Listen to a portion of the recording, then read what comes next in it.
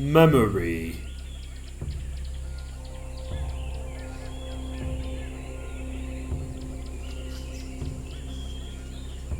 By H.P. Lovecraft.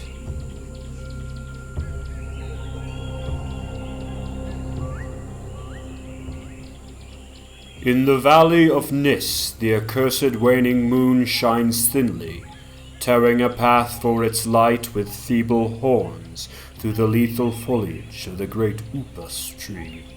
And within the depths of the valley, where the light reaches not, move forms not meet to be beheld. Rank is the herbage on each slope, where evil vines and creeping plants crawl amidst the stones of ruined palaces, twining tightly about broken columns and strange monoliths, and heaving up marble pavements laid by forgotten hands. And in trees that grow gigantic, in crumbling courtyards leap little apes, while in and out of deep treasure vaults writhe poison serpents and scaly things without a name.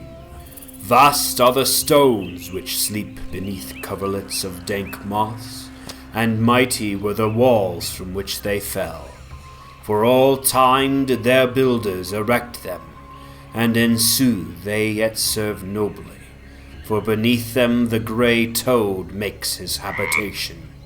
At the very bottom of the valley lies the river Thun, whose waters are slimy and filled with weeds. From hidden springs it rises, and to subterranean grottos it flows, so that the demon of the valley knows not why its waters are red, nor whither they are bound. The genie that haunts the moonbeams spake to the demon of the valley, saying, I am old and forget much.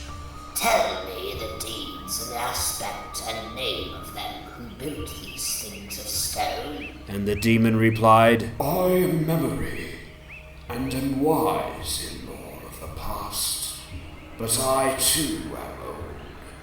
These beings were like the waters of the river Thun, not to be understood.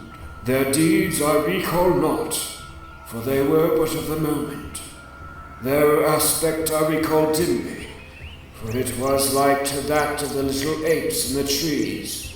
Their name I recall clearly, for it rhymed with that of the river. These beings of yesterday were called man.